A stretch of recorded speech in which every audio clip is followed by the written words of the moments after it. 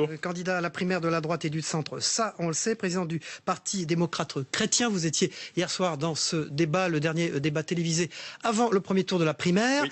Pour vous interroger à mes côtés ce matin, Mickaël Zamès depuis le Sénat. Bonjour Mickaël. Et Christophe Bordet de Sud Radio. Bonjour à tous. Christophe. Alors Jean-Frédéric Poisson, vous me promettez d'abord que vous allez rester sur ce plateau, vous n'allez pas le quitter.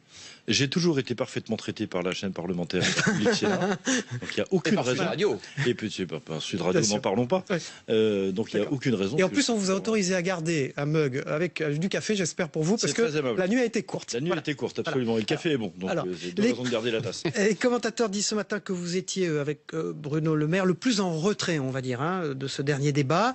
Est-ce que c'était une mauvaise soirée pour vous? Est-ce que ça a été difficile pour vous de vous imposer? Non, j'ai absolument pas ce sentiment. C'est le sentiment des observateurs. Oui, ça, je vous confirme donc que ce n'est pas le mien. On était devant la télé, vous n'avez pas combattu, Jean-Frédéric Poisson. On vous a pas vu combattre. J'ai pas combattu. C'est pas un lieu de combat, c'est un lieu d'affirmation des choses qu'on croit. Oui, mais il faut faire passer quand même. Mais j'ai tout à fait l'impression de les avoir fait passer. Maintenant, c'est comment dire le format ou mais vous êtes arrivé en forme, oui, non. Quand vous parlez de format, c'est-à-dire quoi? C'était mal organisé? Non, c'est mal organisé. Il y a eu quelques couacs d'animation et de préparation, mais je n'y étais pas dans l'usine. Vous n'allez pas critiquer le service public une fois de plus? J'ai absolument pas l'intention de le faire. Non, je considère que, encore une fois, la manière dont on est sollicité, sans connaître exactement les temps complets sur lesquels on est interrogé sur un sujet ou l'autre, l'ordre dans lequel ça arrive, c'est assez compliqué de... Mais c'est juste une chose, Jean-Frédéric Poisson, c'était le débat de trop? Le débat de trop, pourquoi vous dites ça? Parce qu'on voit bien que 2 débats ça va, 3 débats, bonjour les dégâts un petit peu quand même. Bon. On s'est tous ennuyés devant notre télé, donc il y a un problème. Oui, je ne sais pas si c'était... Je ne vais pas répondre à votre question. Moi, j'ai le sentiment que par rapport aux 2 débats précédents, on est peut-être allé un peu plus au fond des sujets et qu'on a pu davantage exprimer les choses. Mickaël Zamès, Public Sénat. C'est comme ça que je l'ai vécu sur le plateau. Est-ce que vous avez l'impression que les jeux sont faits maintenant? Non, les jeux sont absolument pas faits. Personne ne peut dire précisément qui viendra voter, où les électeurs choisiront d'aller voter davantage que dans d'autres endroits, qui mobilisera davantage son électorat, personne n'en sait rien. Donc non, bien sûr que non, les jeux ne sont pas faits. À partir de combien estimeriez-vous que cette primaire est réussie avec le nombre de votants? Combien? De votants? Oui. Ah, je pense que si on est autour de 3 millions, c'est déjà une belle réussite. Et vous pensez que vous obtiendrez 3 millions dès le premier tour? Je ne sais pas. Je n'ai pas d'indicateur particulier. Il me semble qu'il y a quand même un peu d'engouement autour de cette élection. Alors, de l'engouement, il y en a, mais peut-être... 3 millions, ça me paraît quand même possible à atteindre. Oui. De l'engouement, il y en a. Je ne veux pas vous faire offense, mais autour de votre candidature, dans un sondage IFOP fiducial paru hier soir, vous êtes à 1% contre 2% il y a une semaine. Alors, les sondages sont ce qu'ils sont, vous allez me dire. Certes, mais est-ce que, finalement, vous pensez déjà au second tour? Et qui pourriez-vous rallier concrètement? J'ai déjà dit, et je le répète, qu'entre les 2 tours, je solliciterai, si je ne suis pas finaliste, les 2 qui, eux, le seront. Je le ferai par écrit et publiquement. Je le ferai sur les sujets que je considère importants pour le renouveau et pour le redressement de la France. J'attendrai leurs réponses et en fonction des réponses que je recevrai, je soutiendrai ou je ne soutiendrai pas. Et aujourd'hui, vous vous sentez plus proche d'Alain Juppé, d'un Nicolas Sarkozy? Vous avez certainement le choix. Je vous le dis, j'attendrai les réponses qui me seront données puisque... je vous parle aujourd'hui. Oui, mais en attendant. C'est pas une question à laquelle je répondrai parce que je pense que ça n'a pas de contenu, ça n'a pas de sens. C'est pas comme ça en tout cas que je me pose la question moi aujourd'hui, ça n'a aucun intérêt. Jean-Frédéric Poisson, quand on regarde les sondages justement, François Fillon aujourd'hui progresse énormément. Par exemple, dans le sondage IFOP fiducial, il est à 27%, il était à 20% il y a une semaine. Est-ce que le programme de rupture de Fillon, ça peut marcher? Est-ce que ça vous surprend cette montée? J'espère qu'on va bientôt ce matin, cher monsieur, parler autre chose que des sondages parce que c'est une réalité. C'est une réalité, la montée de François Fillon. C'est une réalité. C'est vous qui le dites. Il y a effectivement chez les candidats de droite en général une capacité dans une primaire de la droite et du centre à mobiliser davantage leurs électorats. j'accueille avec beaucoup de réserve en ce qui me concerne tous ces chiffres, parce que je pense qu'encore une fois, personne ne sait rien de rien. Vous êtes l'une des personnalités les plus en pointe contre le mariage pour tous. Ça, c'est pas une information en soi. Pourquoi le mouvement Sens commun, qui soutient donc, qui est contre ce mariage pour tous, a apporté son soutien à François Fillon et pas à vous? Il y a sur le mariage une seule façon de traiter le sujet, de mon point de vue, c'est d'apprécier la manière dont d'apprécier le principe en tant que tel de la loi. Le principe de la loi affaiblit l'institution matrimoniale, prive un certain nombre d'enfants de leur filiation et nous fait avancer de manière rapide vers les mères porteuses. Pour ces trois raisons, il n'y a pas de possibilité de s'accommoder avec le principe de la loi. Il n'y a donc qu'une chose à faire, c'est de l'abroger purement et simplement. Et je suis le seul à vouloir l'abrogation de la loi Taubira. D'autres candidats n'ont pas fait ce choix. François Fillon, il veut réécrire la loi. Veut réécrire une partie de la loi. Ça veut donc dire qu'il s'accommode du principe de la loi. Il y a une divergence de fond entre lui et moi sur ce sujet. Il faut l'acter. Sens commun a fait le choix, qui a d'ailleurs surpris, y compris une très grande partie de ses propres membres, a fait le choix de soutenir celui, non pas qui veut abroger la loi, c'est-à-dire moi, mais celui qui veut la réécrire. Dans ces conditions, est-ce que pour vous aujourd'hui, François Fillon, comme le dit Jean-François Copé, c'est un peu une imposture? Non, c'est pas dans mon vocabulaire ce genre de mots. Je constate avec beaucoup de joie que dans ces derniers jours en tout cas, François Fillon utilise les mots que j'ai employés dans mon propre projet, reprend quelques-unes des idées que je défends depuis l'origine et jusqu'à la formulation même du vote utile et de conviction. Je suis très heureux qu'il ait fait pour moi hier soir la conclusion du débat. En réalité, il a tout à fait raison, puisque maintenant, il est tout à fait certain d'être au deuxième tour, si j'en crois. Donc voilà qui vous rapproche. Le vote utile peut parfaitement se porter sur moi. Voilà qui vous rapproche pour la suite. Le vote utile peut parfaitement se porter sur moi sans aucune espèce de difficulté. En fait, avec Poisson, vous me permettez de revenir un instant sur cette question de GPA, de gestation pour autrui. Il y a le défenseur des droits qui s'est prononcé pour la reconnaissance des parents non biologiques d'un enfant né d'une mère porteuse à l'étranger. Est-ce que c'est un début de reconnaissance de la gestation pour autrui? Mais ça n'est que la suite logique de ce que je dénonce et que nous dénonçons depuis le débat parlementaire sur le mariage pour tous. À partir du moment où la circulaire Taubira est active et qu'elle n'est pas rapportée, on ira tout droit vers la reconnaissance et la légalisation de la gestation pour autrui. C'est très clair, c'est une étape de plus. C'est Jean-Frédéric Poisson, donc le candidat à la primaire de la droite et du centre, qui est l'invité de Territoire d'Info sur Public Sénat avec Sud Radio et la presse quotidienne régionale ce matin.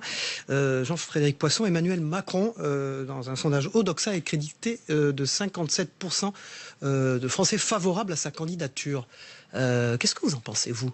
C'est très étonnant, ça dit à la fois ce que j'ai senti pendant la campagne, c'est-à-dire le besoin de renouvellement de la classe politique d'une part. Deuxièmement, le sentiment qu'il y a un ras-le-bol de déjà-vu de la part des personnes. Mais sur lui, vous avez trouvé sa rentrée en campagne réussie? Qui constitue l'offre politique. L'entrée en campagne a l'air réussie sur le plan de la communication. Sur le plan du contenu, il n'y a rien. Pardon, il n'y a rien. Bon, dites-moi, Emmanuel Macron, désolé de parler des sondages, mais c'est un sondage IFOP fiducial pour Sud Radio ce matin, donc j'en parle et pour Lyon Capital. Emmanuel Macron est entre 15-16%. On voit que Hollande, lorsque Macron est là, est à 5%, donc il fait baisser la gauche considérablement. Marine Le Pen, elle reste toujours dans les 29-30%. Est-ce que aujourd'hui Emmanuel Macron, qui continue de dénoncer le système, notamment le système des partis, le vieux système auquel vous appartenez, vous estimez qu'il crache dans la soupe? Emmanuel Macron fait partie du système. Il y a grandi, il y a agi.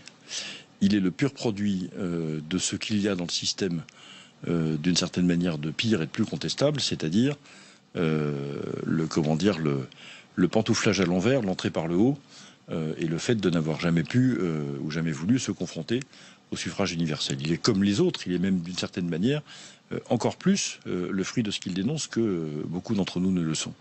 Deuxièmement, je ne suis pas étonné de voir que, au nom de ce qu'on disait tout à l'heure, c'est-à-dire un sentiment ou une impression de fraîcheur.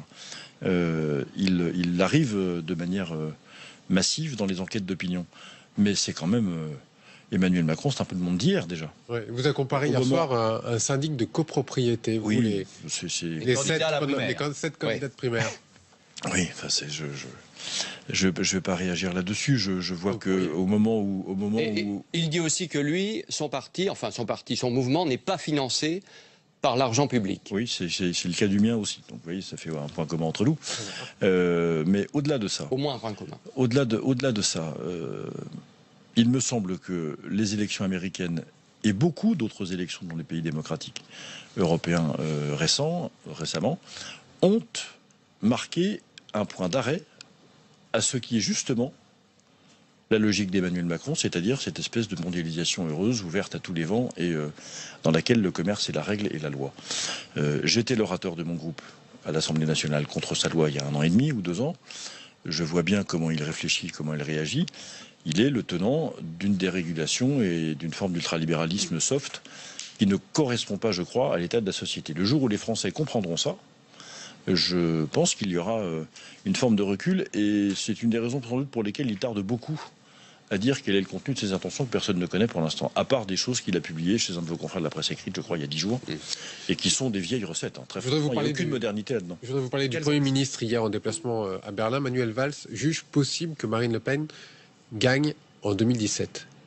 Est-ce que vous partagez ce constat? Moi, je pense que à partir du moment où la droite et le centre renouent avec leurs traditions et leurs racines, premièrement, c'est-à-dire se remettent à traiter des sujets qu'elles ne traitent plus, soit par négligence, soit par manque de courage, soit par paresse. Je veux dire la famille, je veux dire la question de l'Europe des nations, je veux dire tout ce qu'on a pu échanger hier. Sur l'école. Réponse sur cette question? Eh bien, il y a tout à fait moyen d'empêcher Marine Le Pen de gagner cette élection si jamais nous sommes nous-mêmes fidèles à ce que nous devons porter. Et c'est ce que je tâche de faire dans cette campagne primaire, c'est de dire à la droite et au centre, revenons à nos fondamentaux, sans quoi, évidemment... Et si jamais la primaire ne le permet pas, est-ce que vous, à titre personnel, vous pourriez dire, écoutez, maintenant, ça suffit eh bien, je me rapproche du Front National, de Marine Le Pen, de Marion Maréchal, qu'on vous a vu embrasser déjà devant les caméras.